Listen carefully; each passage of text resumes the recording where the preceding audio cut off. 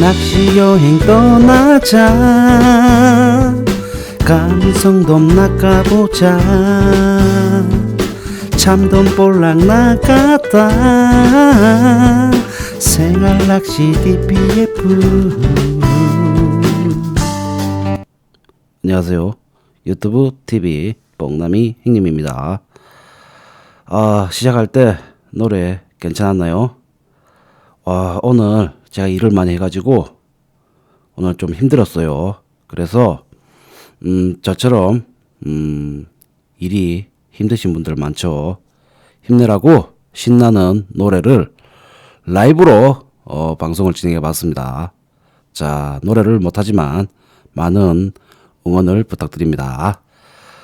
생활낚시 DPF로 다음이나 네이버에 검색하시면 제가 쓴 글들을 확인하실 수가 있고, 유튜브에 역시 뽕남이 형님 또는 생활낚시 DPF로 검색을 하시면 낚시 여행 다녀온 영상들을 올리고 있습니다. 그리고 생활낚시 여행이라고 다음 카페를 운영하고 있으니까 많은 분들이 참여해 주셨으면 좋겠습니다. 지난 시간에 1편 진행했죠. 1편 진행했고 이제 2편을 진행해 보도록 하겠습니다. 1편 포인트 선정 알아보았죠.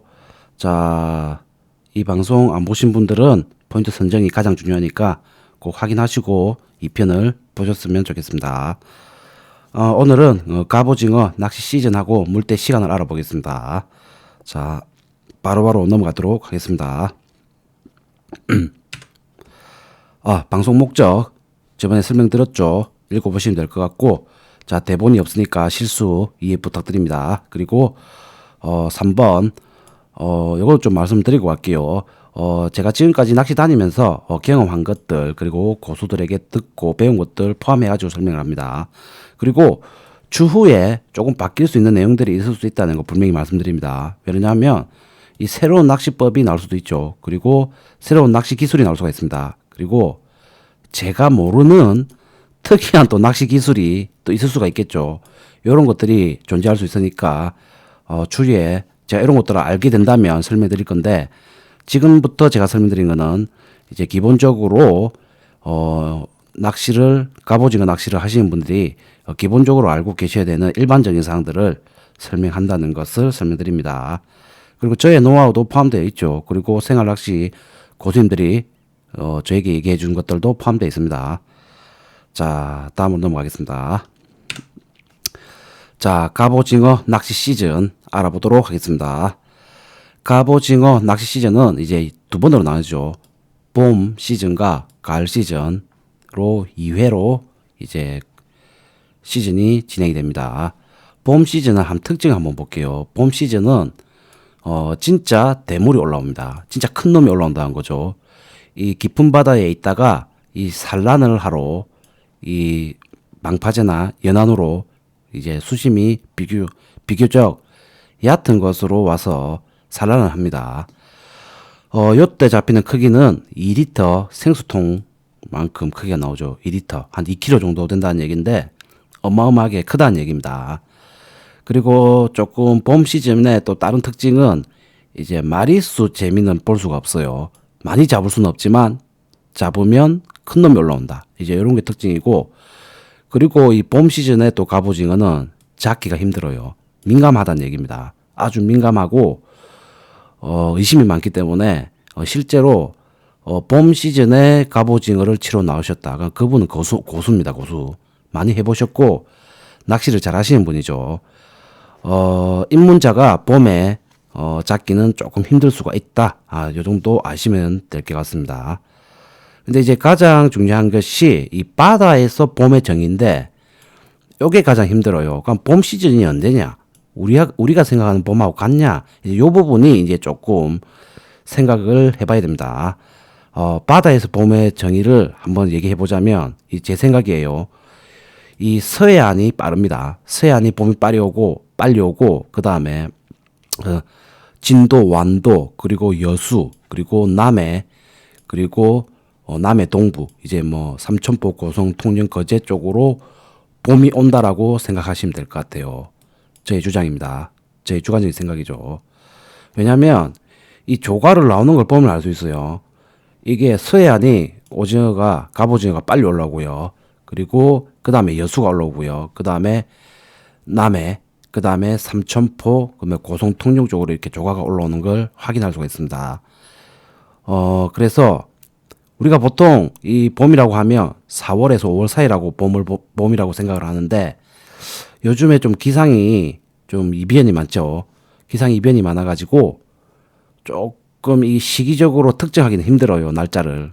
그런데 이제 보통 낚시꾼들이 얘기하는 봄이라는 것은 육지에서 우리가 일반적으로 벚꽃이 필 때쯤 되면 봄이 왔다라고 이제 우리가 감지를 하죠. 그런데 바다에서는 벚꽃이 떨어지거나 그 이후를 봄으로 봅니다. 이때부터 이제 낚시꾼이 움직이기 시작하죠. 그러니까 육지는 이미 따뜻해요. 육지는 이미 따뜻하고 따뜻한 기온이 돌고 꽃들이 피는데 바다는 아직 겨울이라는 겁니다. 바닷속은 수온이 낮다는 얘기죠. 그렇기 때문에 바다는 벚꽃이 떨어질 때 보통 한 일주일에서 2주가 가죠. 벚꽃이 피면. 그래서 벚꽃이 피고 난 다음에 한 1주나 2주 뒤를 바다의 봄으로 봅니다. 요걸 기억하셔야 돼요. 벚꽃이 폈다고 봄이라 생각하고 바다로 나가면 조과가 안 좋죠. 요 정도 설명을 드릴게요. 봄 시즌은. 이제 가을 시즌 한번 봐야 되겠죠. 가을 시즌의 특징 한번 보겠습니다. 가을 시즌은 주먹만한 크기부터 아주 작은 놈부터 신발짝 크기까지 다양하게 올라옵니다. 다양하게 낚이죠. 신발짝 크기만 되어도 대물입니다. 크죠. 뭐 봄에 비해서는 작지만 그래도 큰 놈이라고 말할 수 있죠. 요때는 이제 마리수 재미를 볼 수가 있어요. 마리수도 많이 올라온다는 얘기입니다. 그리고 봄보다 잘 낚이는 게 특징이죠. 그리고 이제 갈수록 이제 9월, 10월, 11월, 12월 초 이렇게 이어지는데 이제 날씨가 점점 추워지죠. 그러면 추워질수록 씨알은 커지지만 마리수 확률은 적어진다. 이 말을 기억하셔야 돼요. 그러니까 이제 제가 봤을 때는 이제 올해 기준으로 한 남해 쪽 기준으로 남해 삼천포 기준으로 10월 지금 이때 한 10월 20일 넘어서부터 조금씩 마리수도 좋아졌고요. 크기도 좋아졌습니다. 근데 조금만 더 지나면 이제 더 큰 놈이 올라오는데 이제 마리수는 많이 안 잡힐 거예요. 그 이유가 이제 몸집을 키운 놈들은 이제 큰 바다로 나갑니다. 이제 큰 바다로 나가기 때문에 몸집을 좀 더 키우려고 남아있는 놈들이 이제 잡힌다는 건데 추워질수록 씨알은 커져 있다는 얘기입니다.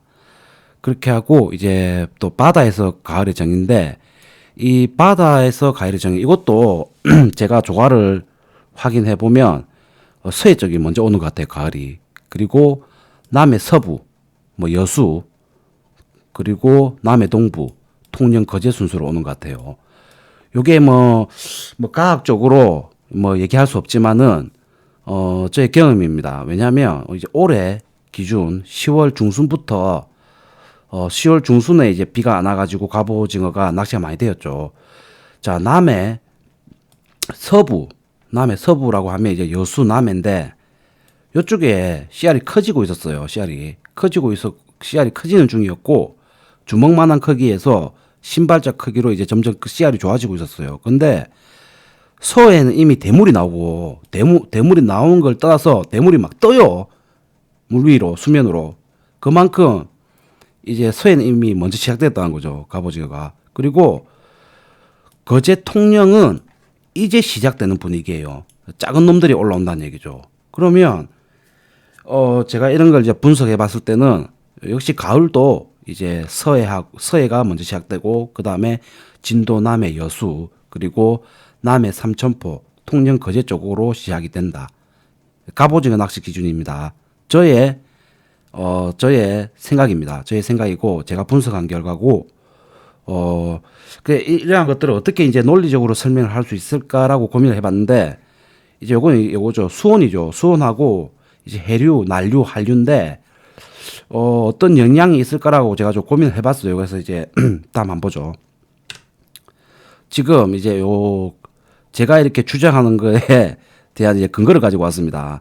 지금 여기가 태평양이죠. 태평양이고 우리나라는 지금 여기 있죠. 여기 우리나라가 있고 여기 일본이죠. 여기 일본이 있고 지금 태평양에서 노스 이쿼토리얼이라고 물이 이게 뭐냐면 북쪽도 반류입니다. 북쪽도 반류. 여기 따뜻한 물이죠. 따뜻한 물이 난류죠. 난류가 동에서 서로 흐릅니다. 이렇게. 여기 딱 오면 여기 어디냐면 동남아시아 필리핀 쪽인데 여기 딱 받쳐가지고 이제 꺾어요. 이렇게 올라오죠. 이제 대만을 해가지고 일본 오키나와로 해가지고 이렇게 올라오죠. 그리고 이게 뭡니까? 쿠로시오 난류입니다. 난류. 따뜻한 물이라는 거죠. 쿠로시오 난류가 요렇게 돌아가지고 계속 이렇게 돌고 있어요. 돌고 있는데 일본 어디로 들어오냐? 우리나라로 들어오죠. 자, 서해로 들어갈 거고 또 대한 해협을 건너서 동해로 올라가죠. 이렇게 올라가는데 위에는 뭐가 내려와요? 난류고 한류 찬물이 내려오고 있죠. 위에서는 찬물이 내려올 거고 밑에서는 난류가 올라가고 있습니다. 이런 걸 이제 봤을 때 수온이 어떻게 바뀔 수 있느냐 부분인데 또 우리나라 사진을 좀 더 확대해 보겠습니다. 지금 보면 아까 밑에서 뭐가 올라온다고 했죠? 쿠로시오 난류가 올라온다고 했습니다. 쿠로시오 난류 대부분이 다시 태평양으로 이렇게 빠져나갈 거고 일부는 서해로 올라간다고 했죠. 서해. 그리고 일부는 동해로 대한해협, 대한난류라고 부르는데 대한난류가 이렇게 올라올 겁니다. 올라오고 위에서는 뭐가 내려와요? 지금 저 오하시오, 리만, 북한 이런 한류입니다. 한류 찬물이죠. 자, 리만 해류, 연해주 해류, 북한 해류 요거는 찬물인데 여기 내려오고 여기서 이제 부딪히죠. 여기서 동해에서 부딪히는데 좀 수심을 생각해 봐야 돼요. 수심을. 지금 서해 쪽. 그럼 왜 서해가 먼저 봄이 오고 가을이 오고 이렇게 먼저 계절이 바뀌냐? 그리고 남해 그리고 동해가 늦게 오냐? 이제 요 부분인데 제가 분석한 결과는 서해는 수심 40m밖에 안 돼요. 평균입니다. 평균. 평균 40m고 남해안이 한 100m 됩니다. 평균 수심이. 그리고 동해는 확실히 모르겠는데 동해는 한 1000m 넘을까요? 엄청나게 깊다는 얘기죠. 그러면 생각을 해보세요. 이 따뜻한 물이 받쳐 올라온 데가 가장 먼저 받치는 데가 남해하고 서해입니다. 맞죠? 서해하고 남해가 따뜻한 물이 먼저 받치는데 서해는 수심이 낮아가지고 빨리 수온이 올라온다는 얘기가 되죠. 그 다음에 남해가 올라올 거고 그 다음에 동해는 수심이 1000m면 지금 수심 40m 물하고 수심 1000m 있는 물하고 데운다고 생각해 보세요. 어디가 오래 걸려요? 당연히 동해가 오래 걸리겠죠. 그리고 위에서는 또 찬물이 받치고 있어요. 섞인다는 얘기죠. 그런데 이게 고기, 어류에 있어서는 이제 요런 게 좋은 이제 어장이 형성되죠. 이게 뭐냐면 대화태라고 아마 가장 유명한 이제 동해에 그 진짜 고기가 많이 잡혀요. 여기에 이제 어민들이 와서 조업을 많이 하는데 우리가 그것까지는 기억할 필요는 없고 어쨌든 제가 분석한 결과 이 수심 바다의 수심 그리고 따뜻한 난류가 올라오는 이동 경로를 통해서 그렇게 되지 않을까라는 제 나름의 분석입니다. 요 정도 하고 넘어갈게요. 어렵죠. 어쨌든 우리는 기억해야 돼요.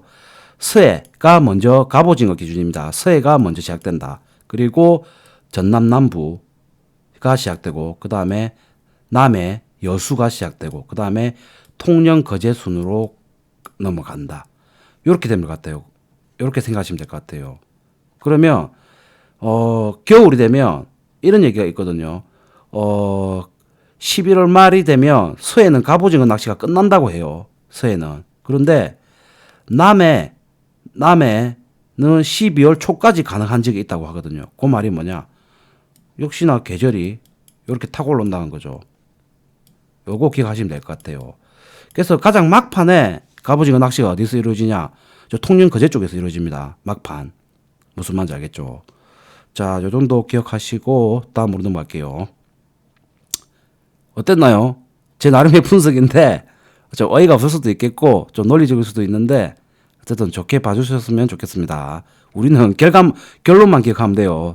자, 다음. 자, 시즌 시작과 끝은 고정적인가? 이제 요 부분이 나오죠. 요거는 이제 지역마다 다소 차이가 발생합니다. 왜냐하면 기상이변이죠. 일률적인 지금 봄이 언제 오는지, 그 다음에 시즌이 언제 시작되는지, 수온하고 날씨하고 이제 이 왔다 갔다 하는데, 우리는 이제 비슷한 시기이기는 하지만 시즌 시작과 끝은 한 달에서 두 달 내외로 차이가 발생한다는 것을 기억하셔야 됩니다. 근데 이제 이렇게 하면 우리가 잘 모르죠. 우리가 전문가가 아니기 때문에. 그러면 뭐를 확인하는 것이 좋으냐면 이제 조항 속보를 확인해야 돼. 조항 속보. 조항 속보는 아주 중요합니다. 시즌 시작을 알리는 소식이죠. 요거를 이제 인터넷이나 요런 데 이제 수시로 확인하는 것이 좋습니다.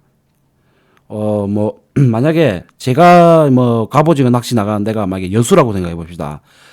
봄이 왔어요. 봄이 왔는데 누군가 4월 중순에 갑오징어 낚시를 하러 나갔는데 낚였어요. 그러면 그 글이 올라왔어요. 이제 뭐 인터넷이나 이런 데요. 그러면 그때부터 이제 시즌이 시작된다는 겁니다. 무슨 말인지 알겠죠? 근데 내년에 4월 중순에 올라오거나 하고 4월 중순에 나갔는데 안 올라와요. 이게 이제 바뀐다는 거죠. 그래 보니까 한 5월 한 첫째 주 되니까 올라와요. 조항이. 갑오징이가 잡힌다고 여수에서. 그러면 한 2주 정도의 시기가 발생하죠. 차이가 발생하죠.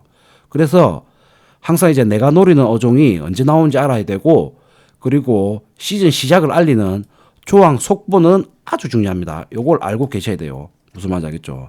그러면 이제 일반적으로 우리가 노리는 좋아하는 것도 한번 보죠. 감성돔, 뽕감시치죠.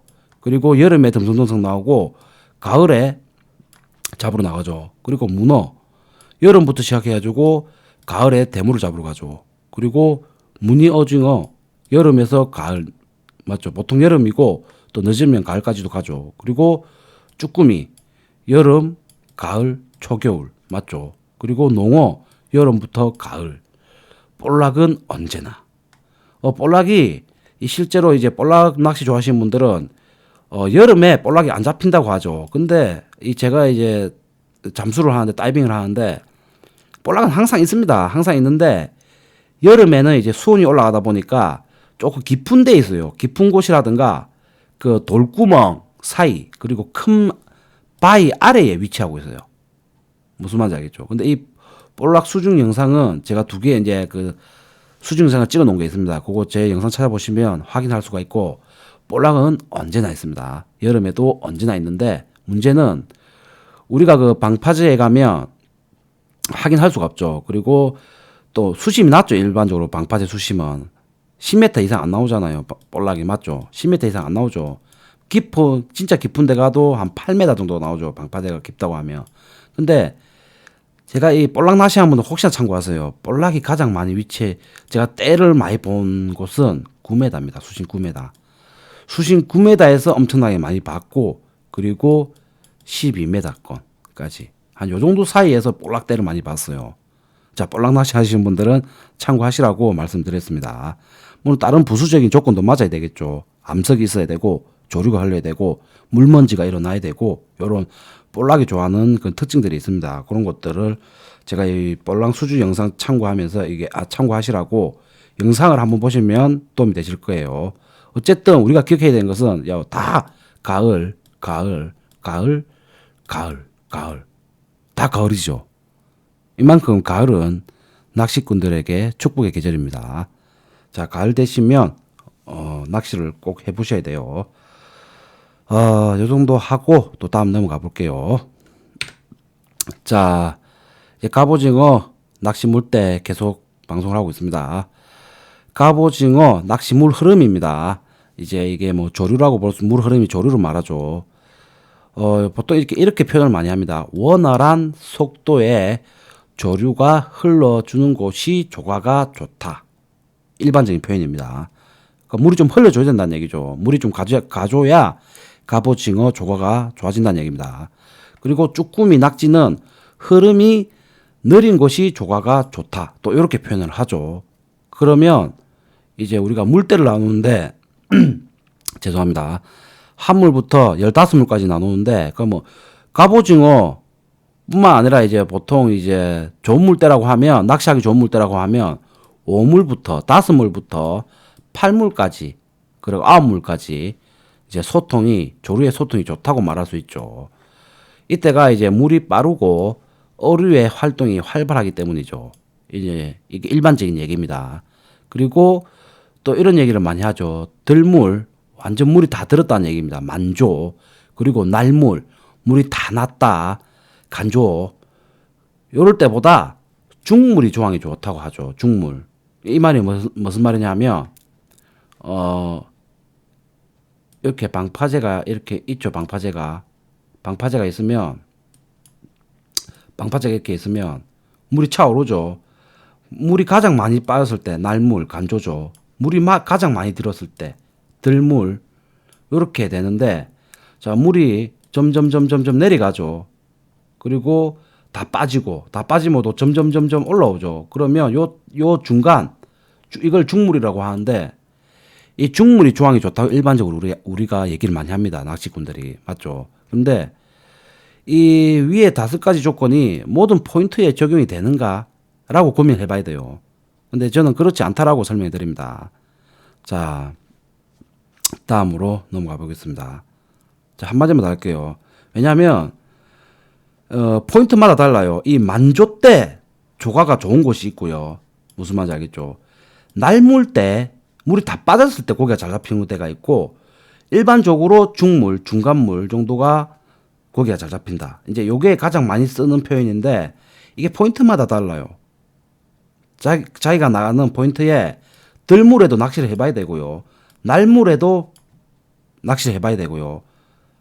중물에도 낚시를 해봐야 됩니다. 그래야 그 포인트의 특징을 알 수가 있어요. 무슨 말인지 알겠죠? 그래서 100%라고는 말할 수는 없습니다. 이게. 자, 다음으로 넘어가겠습니다. 자, 저의 경험인데, 제가 자주 출조하는 포인트는 조류가 아주 빠른 곳입니다. 그래서 조금 전으로 낚시하기가 좋은 곳이죠. 즉, 물이 느리다는 조금 15물 사이로 전으로 낚시하기가 좋은 곳입니다. 그런데 아까 뭐라고 했어요? 낚시하기 좋을 때는 5물, 6물, 7물, 8물, 9물 물이 빠를 때가 좋다. 일반적인 얘기죠. 맞아요. 그 말이 맞아요. 그런데 조류가 빠른 곳에 낚시를 하러 가면 그 5물, 6물, 7물 낚시 못해요. 물이 너무 빨라서. 이 오류에 빠진다는 거죠. 초보자분들이. 내가 나가는 포인트에 물이 빠르다고 하면 이제 조금 전으로 따질 것인지, 아니면 또 덜물 때, 만조, 간조, 중물 때 요 2가지를 따져야 된다는 겁니다. 무슨 말인지 알겠죠? 그러면 갑오징어 낚시 물때 원활한 속도의 조류가 흘러주는 것이 조과가 좋다. 요까지 맞아요. 그런데 하나 더 추가가 돼야 됩니다. 뭐냐? 포인트 중에서 원활한 소통이 이루어지면서 낚시가 가능한 지역을 찾아야 됩니다. 낚시가 가능한 포인트를 찾아야 된다는 거죠. 원활한 속도의 조류가 흘러주면 좋은데, 이 원활한 조류가 속도 흘려주는 것이 물이 너무 빨라요. 낚시가 안 된다는 얘기입니다. 낚시를 못 해요. 무슨 말인지 알겠죠? 그러면 또 요것도 하나 또 팁을 하나 드릴게요. 이 낚시를 해보면 물이 계속 빠르고 물이 계속 정지해 있고 요게 아닙니다. 뭐 물때에 따라서 물이 빠른 날도 있고 물이 느린 날도 있는데 속도가요. 근데 보통 한 2시간 주기로 좀 바뀐다 보면 돼요. 한 2시간 주기로 물이 흐르고 정지합니다. 그리고 2시간 주기로 낚시가 잘 되고 잘 안 되고가 계속 반복됩니다. 그래서 저는 낚시를 나가면 최소한 6시간을 잡아야 돼요. 낚시 시간을. 왜냐면 나중에 물때 설명드릴 건데, 이 6시간을 하면요, 덜물에서 완전 만조에서 간조시, 날물까지, 날물이죠. 날물까지 6시간이 걸립니다. 그걸 다 볼 수가 있어요. 한 포인트에 나가면. 그래서 저는 낚시를 나가면 6시간을 잡으라고 해요. 무슨 말인지 알겠죠? 내가 나갈 때 뭐 중물에 나갈 수도 있겠죠. 그래서 중물에 나가면 중물에서 다음 중물까지, 중물에서 다음 중물까지 6시간이 걸려요. 맞죠? 6시간 걸리는데, 중물에서 중물까지 6시간이 걸리는데, 그러면 만조를 보던 간조를 보던 하나는 보게 되겠죠. 무슨 말인지 알겠죠? 이게 좀 어려운 내용인데 다음 편에 이제 물대표 보는 것도 제가 좀 설명을 드릴게요. 어쨌든 요거는 기억하세요. 한 2시간 주기로 물이 흐르고 정지하고를 반복합니다. 한 2시간 정도 물이 쭉 흐르고요. 또 잠시 정지하고 또 2시간 주기로 낚시가 잘 되고 또 한 2시간 정도 낚시가 안 되고 요런 식의 이제 패턴이 반복된다는 거죠. 한 요 정도 기억하시면 될 것 같아요. 자, 그러면 이제 실전에서 우리가 포인트를 어떻게 선정할 것인가 한번 보죠. 여기는 이제 진널 방파제라고 이제 유명한 포인트죠. 여기에 이제 포인트를 어떻게 선정할 것인가 한번 알아보겠습니다. 자, 여기서 본류는 요렇게 흘러요, 물이. 보통 요렇게 흐르고 요쪽으로 가면 삼수 대교고 요쪽으로 가면 이제 고성 쪽이죠. 누가 봐도 이제 물은 요렇게 큰 줄기죠. 큰 줄기는 요렇게 흘러요. 그런데 여기서도 큰 줄기가 그렇게 흐를까요? 안쪽에서도요. 그렇지 않습니다.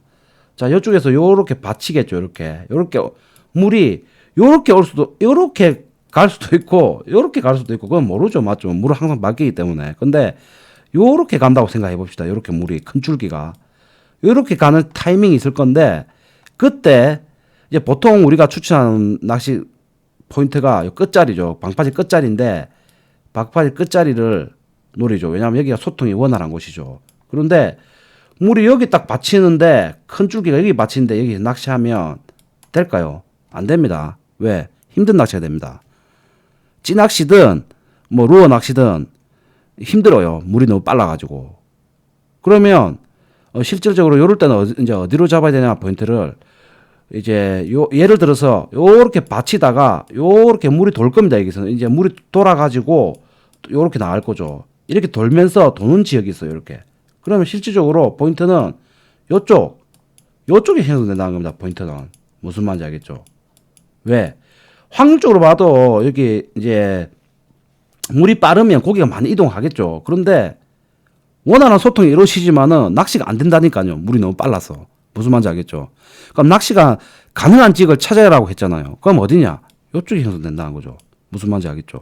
그리고 요쪽에서 요렇게 오면 실질적으로 물이 요렇게 흐를 겁니다. 물이 요렇게 흐르면 요 중에서도 요 긴 방파제 중에서도 물이 죽는 데가 있을 거예요. 요렇게 물이 흐른다고 생각해 봅시다. 요렇게. 그럼 어딜까요? 물이 죽는 데는 여기라는 거죠. 여기 요 부분 그리고 요런 홈통 요런 데 그리고 요런 홈통 요런 데가 이제 낚시가 된다는 거죠.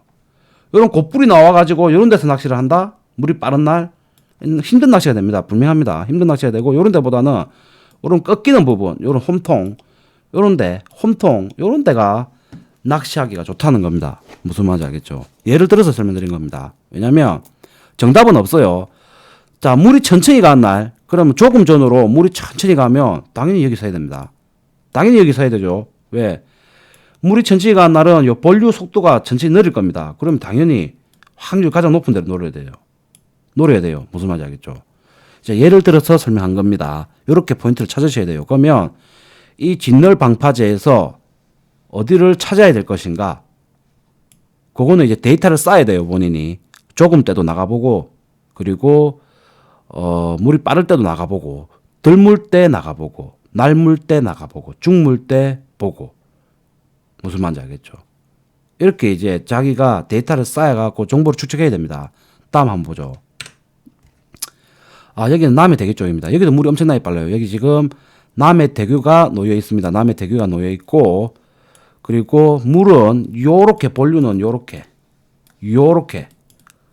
또는 요렇게 왔다 갔다 이제 이게 본류인데 엄청나게 빨라요. 여기도 물 빠른데 자, 평소에도 물이 빨라요. 근데 이제 가장 안타까운 게 뭐냐면 여기 방파제가 하나 있죠. 축려사가 있는데 여기 앞에 있는데 여기도 이제 갑오징어 올라오는데 제가 이제 가장 안타까운 게 뭐냐면 초보자분들이 보통 이게 끝에가 조과가 좋다 하니까 여기서 요리 던져요. 요리 루어 낚시꾼도 그렇고 찌낚시도 그렇고 요 딱 물이 요렇게 흐른다 맞죠? 요렇게 흐르는데 좀 뭐 물이 뭐 빠르게 안 가는 날에도 내가 여기 찌를 던졌다 뭐 루어를 던졌다 한 5초만 여기가 있습니다. 지금 이 낚시가 됩니까? 이거는 너무 빠르다는 거죠. 물이 원활하다는 표현이 좀 헷갈릴 수가 있어요. 무슨 말인지 알겠죠? 그러면 실질적으로 여기서 포인트가 어디서 형성되냐? 여기라는 겁니다. 갑오징어 포인트는 여기. 또는 여기라는 거죠. 갑오징어 포인트는. 왜? 요렇게 물이 받쳐 올라오죠. 이렇게. 받쳐 올라옵니다. 받쳐 올라옵니다. 그럼 여기는 어떻게 나가겠어요? 열이 받쳐가지고 요렇게 돌아 나가죠. 요렇게 돌아 나가서 요렇게 갈 수도 있고 여기서 이렇게 돈다는 겁니다. 물이. 그러면서 속도가 죽어주죠. 그럼 실질적으로 요 안쪽이 갑오징어 포인트가 된다는 거죠. 무슨 말인지 알겠습니까? 그리고 또 요렇게 오다 보면 여기 딱 받치죠. 받치면 물이 요렇게 돌든 요런 홈통에서는 물이 돌게 돼 있어. 돌면서 조금 속도가 죽습니다. 또 다시 빠져나가고 또 일부는 돌고 또 요런 홈통 요런 데를 찾아야 된다는 겁니다. 그럼 요것도 역시 언제냐? 한 물부터 15물까지 다 보는 게 중요하고요. 힘들어지죠. 이리 되면. 근데 보통 이제 삼천포나 남해 대교 쪽 가보면 물이 빠른 데입니다. 여기는 물이 빠르기 때문에 또 다른 데 몇 군데 있죠. 다리 밑에라든가 육지하고 섬하고 가까운 곳 있죠. 육지가 이렇게 형성되어 있고 이렇게 육지가 있는데 섬이 이렇게 있다. 요리 물이 지나간다. 이런 데는 보통 물이 엄청나게 빠릅니다. 그러면 이런 데는 어디냐? 조금 전으로 15물 전으로 나가야 됩니다. 무슨 말인지 알겠죠? 물이 빠르기 때문에 7물, 8물, 9물 낚시 힘듭니다. 무슨 말인지 알겠죠? 낚시 되긴 되죠. 되긴 되는데 7물, 8물, 9물 나갔다. 그러면 여기는 진짜 낚시 안 되고요. 불가능에 가깝고요. 되도록이면 물이 돌면서 죽어주는 데를 찾는 것이 중요하다. 무슨 말인지 알겠죠? 그러면 또 반대가 됐죠. 야, 원활한 소통에 조류가 흘러주는 것이 좋다고 했는데 또 이제 물이 죽는 것도 찾아래. 맞죠? 반대 얘기가 나왔죠. 이게 이제 왜 제가 이런 말씀 드리냐면 원활한 소통 7물, 8물, 9물을 찾아서 낚시를 하세요. 해갖고 여기 와가지고 요런 데 확 던집니다. 보고 있으면 참 안타깝죠. 때도 안 낚시를 하고 있다는 겁니다. 지금 여기서는 봉돌 한 25, 30호 따라가지고 원투 낚시해도 떠내려 날아가 버립니다. 요런 데서 지금 찌낚시가 하고 루어 낚시가 되겠어요. 지금 안 된다는 거죠. 물론 할 수는 있어요. 추 무게를 올리면 되겠죠. 추 무게를 올리면 되는데 그러면 힘든 낚시가 됩니다. 그렇게 되면 그것보다는 자신이 좋아하는 이제 가장 이제 액션도 줄 수 있고 또 어느 정도 확률적으로 높은 곳을 찾아라. 이런 곳이죠.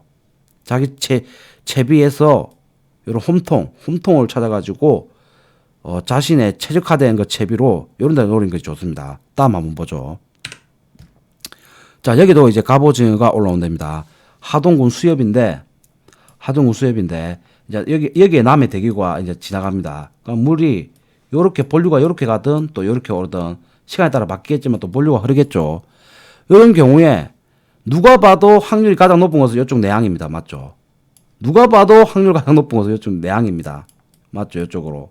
그런데 물이 요렇게 받친다고 하면 뭐 요렇게 또 받칠 수도 있는데 또 물이 빠른 지역에 나와가지고 요리 친다 또 힘든 낚시가 된다는 거죠.